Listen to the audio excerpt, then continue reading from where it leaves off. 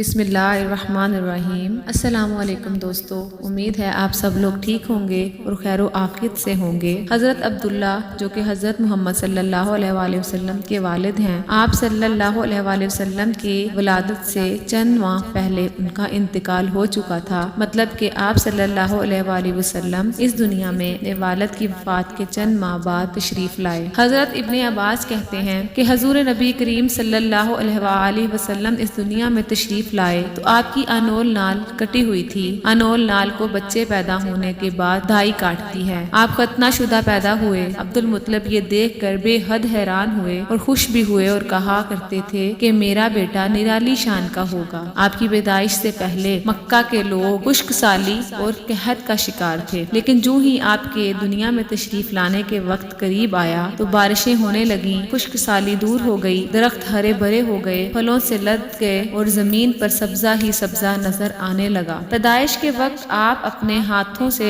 جھکے ہوئے تھے، سر آسمان کی طرف تھا۔ ایک روایت کے الفاظ یہ ہیں کہ گھٹنوں کے بل جھکے ہوئے تھے، مطلب یہ کہ سجدے کسی حالت میں تھے۔ آپ کی مٹھی بند تھی اور شہادت کی انگلی اٹھی ہوئی تھی، جیسے کہ ہم نماز میں اٹھاتے ہیں۔ حضور انور صلی اللہ علیہ وآلہ وسلم فرماتے ہیں، جب میری والدہ نے مجھے جنم دیا تو ان سے ایک نور نکلا اور اس نور سے شام کے محلات جگمگا اٹھے۔ آپ صلی اللہ علیہ وآلہ وسلم کی والدہ سیدہ آمنہ فرماتی ہیں کہ محمد صلی اللہ علیہ وآلہ وسلم کی پیدائش کے وقت ظاہر ہونے والے نور کی روشنی میں مجھے بصری میں چلنے والے اونٹ کی گردنیں تک نظر آنے لگی۔ اور علامہ سہلی رحمۃ اللہ علیہ نے لکھا ہے کہ جب آپ پیدا ہوئے تو آپ نے اللہ کی تعریف کی۔ ایک روایت میں یہ الفاظ آئے، اللہ سب سے بڑا ہے، اللہ تعالیٰ کی بے حد تعریف ہے اور میں صبح شام اللہ کی پاکی بیان کرتا ہوں۔ آپ کی ولادت کس دن ہوئی، اس بات پر سب کا اتفاق یہ ہے کہ وہ پیر کا دن تھا۔ آپ صبح فجر طلوع ہونے کے وقت دنیا میں تشریف لائے۔ تاریخ پیدائش کے سلسلے میں بہت سے قول ہیں۔ ایک روایت کے مطابق 12 ربیع الاول کو پیدا ہوئے، ایک روایت 8 ربیع الاول کی بھی ہے اور ایک روایت 2 ربیع الاول کو پیدا ہوئے۔ اس سلسلے میں اور بھی بہت سی روایات ہیں۔ زیادہ تر مورخین کا خیال یہ ہے کہ آپ 8 ربیع الاول کو پیدا ہوئے۔ تقویم کے طریقے کے حساب سے آپ جب تاریخ نکالی گئی تو 9 ربیع الاول نکلی، مطلب یہ کہ اس بارے میں بالکل صحیح بات کسی کو بھی معلوم نہیں ہے۔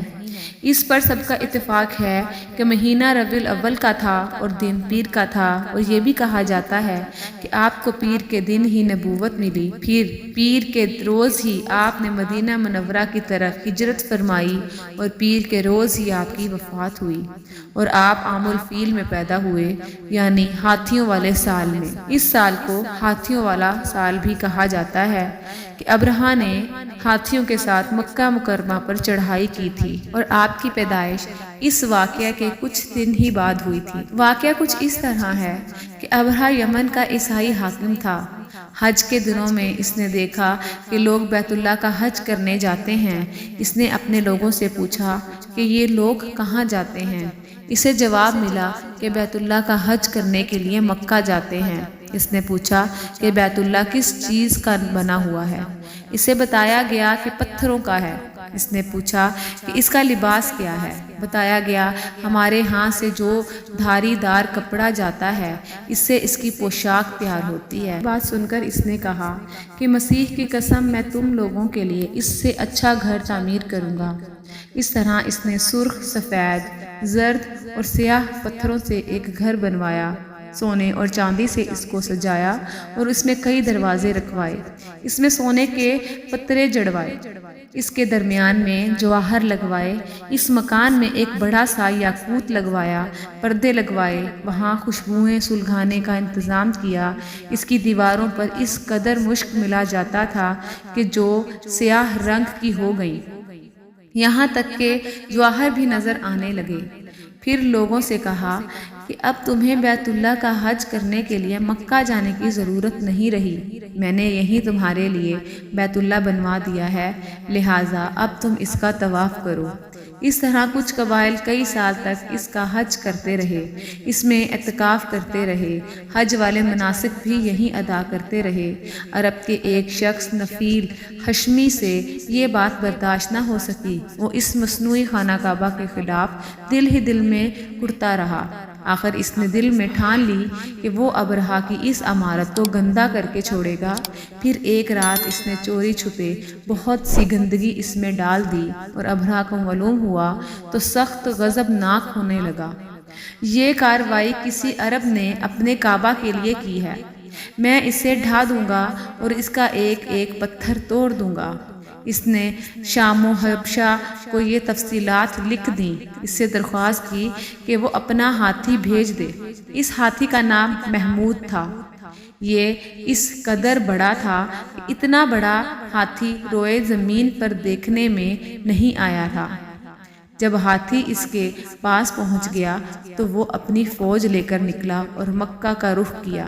یہ لشکر جب مکہ کے قرب و جوار میں پہنچا تو ابرہا نے فوج کو حکم دیا کہ ان لوگوں کے جانور لوٹ لیے جائیں، اور اس کے حکم پر فوجیوں نے جانور پکڑ لیے اور ان میں عبد المطلب کے اونٹ بھی تھے۔ نفیل بھی اس لشکر میں ابرہا کے ساتھ موجود تھا اور یہ عبد المطلب کا دوست تھا۔ عبد المطلب اس سے ملے، اونٹوں کے سلسلے میں بات کی اور نفیل نے ابرہا سے کہا، قریش کا سردار عبد المطلب ملنا چاہتا ہے۔ یہ شخص تمام عرب کا سردار ہے، شرف اور بزرگی اسے حاصل ہے اور لوگوں میں اس کا بہت بڑا اثر ہے۔ لوگوں کو اچھے اچھے گھوڑے دیتا ہے اور انہیں عطیات دیتا ہے اور کھانا کھلاتا ہے۔ یہ گویا عبد المطلب کا تعارف تھا۔ ابرہا نے انہیں ملاقات کے لیے بلا لیا اور ابرہا نے ان سے پوچھا کہ بتائیے کیا آپ کیا چاہتے ہیں؟ انہوں نے جواب دیا کہ میں چاہتا ہوں میرے اونٹ مجھے واپس مل جائیں۔ ان کی بات سن کر ابرہا بہت حیران ہوا۔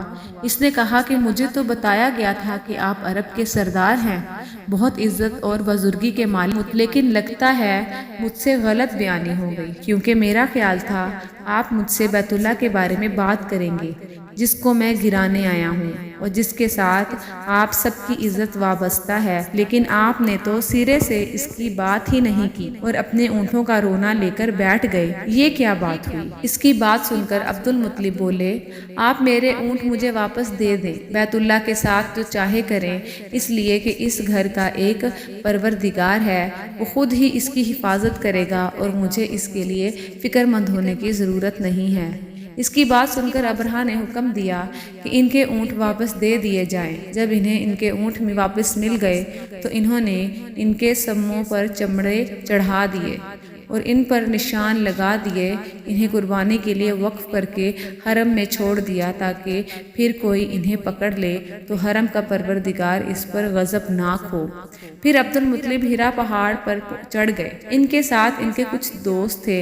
انہوں نے اللہ سے درخواست کی، اے اللہ، انسان اپنے سامان کی حفاظت کرتا ہے، تو اپنے سامان کی حفاظت کر۔ ادھر سے ابرہا اپنا لشکر لے کر آگے بڑھا، وہ خود ہی ہاتھی پر سوار لشکر کے درمیان موجود تھا۔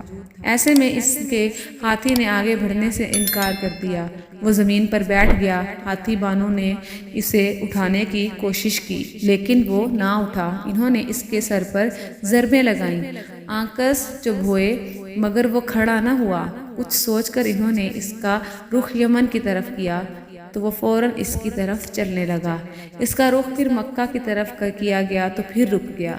ہاتھی بانوں نے یہ تجربہ بار بار کیا۔ آخر ابرہا نے حکم دیا کہ ہاتھی کو شراب پلائی جائے تاکہ نشے میں اسے کچھ ہوش نہ رہ جائے اور ہم اسے مکہ کی طرف آگے بڑھا سکیں۔ چنانچہ اسے شراب پلائی گئی لیکن اس پر اس کا کوئی اثر نہ ہوا۔ ابرہا کے ہاتھی کو اٹھانے کی مسلسل کوششیں جاری تھیں کہ اچانک سمندر کی طرف سے ان کے طرف اللہ تعالیٰ نے ابابیلوں کو بھیج دیا اور ٹڈیوں کے جھنڈ کی طرح آئیں۔ دوسری طرف عبد المطلب مکہ میں داخل ہوئے اور حرم میں پہنچے اور کعبہ کے دروازے کی زنجیریں پکڑ کر ابرہا اور اس کے لشکر کے خلاف فتح کی دعا مانگی۔ اس کی دعا کے الفاظ یہ تھے کہ اے اللہ، یہ بندہ اپنے قافلے اور اپنی جماعت کی حفاظت کر رہا ہے، تو اپنے یعنی بیت اللہ کی حفاظت فرما، ابرہا کا لشکر فتح نہ حاصل کر سکے۔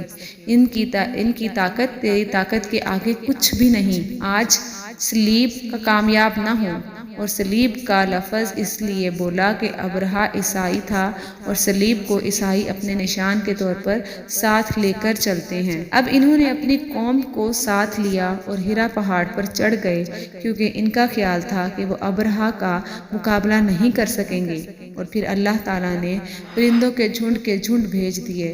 یہ پرندے چڑیا سے قدرے بڑے تھے اور ان میں سے ہر پرندے کی چونچ میں پتھر کے 3 ٹکڑے تھے۔ یہ پتھر پرندوں نے ابرہہ کے لشکر پر گرانے شروع کر دیے۔ جو ہی یہ پتھر ان پر گرے، ان کے ٹکڑے ہو گئے، اور بالکل اسی طرح جیسے آج کسی جگہ اوپر سے بم گرا دیا جائے تو جسموں کے ٹکڑے ہو جاتے ہیں۔ ابرہہ کا ہاتھی محمود البتہ ان کنکریوں سے محفوظ رہا، باقی سب ہاتھی تہس نہس ہو گئے۔ یہ ہاتھی 13 عدد تھے، سب کے سب کھائے ہوئے نحوست کے ماند ہو گئے، جیسے کہ سورہ فیل میں آتا ہے۔ ابرہہ اور اس کے کچھ ساتھی تباہ کا یہ منظر دیکھ کر بری طرح بھاگے، لیکن پرندوں نے ان کو بھی نہ چھوڑا، اور ابرہہ کے بارے میں طبقات میں لکھا ہے کہ اس کے جسم کا ایک عضو الگ ہو کر گرتا چلا گیا، یعنی وہ بھاگ رہا تھا اور اس کے جسم کا ایک حصہ الگ ہو کر گر رہا تھا۔ دوسری طرف عبد المطلب اس انتظار میں تھے کہ کب حملہ ہوتا ہے، لیکن حملہ آور جب مکہ میں داخل نہ ہوئے تو وہ حالات معلوم کرنے کے لیے نیچے اترے اور مکہ سے باہر نکلے۔ تب انہوں نے دیکھا کہ سارا لشکر تباہ ہو چکا ہے اور خوب مال غنیمت ان کے ہاتھ لگا۔ بے شمار سامان ہاتھ آیا اور مال میں سونا چاندی بھی بے تحاشا تھا۔ لشکر میں سے کچھ لوگ ایسے بھی تھے جو واپس نہ بھاگ سکے اور وہ مکہ میں ہی رہ گئے، اور اس میں ابرہہ کے ہاتھی کا محاوت بھی تھا جو محمود کو آگے لانے میں ناکام رہا تھا۔ تو دوستو، امید ہے کہ آپ کو یہ واقعہ اور میری یہ ویڈیو بہت اچھی لگی ہوگی اور آپ نے اس سے بہت ساری انفارمیشن حاصل کی ہوگی۔ تو اگر آپ کو میری یہ ویڈیو اچھی لگی ہے تو میرے چینل کو سبسکرائب کرنا مت بھولیے گا اور اپنے دوستوں کے ساتھ شیئر کرنا بھی مت بھولیے گا۔ اللہ حافظ۔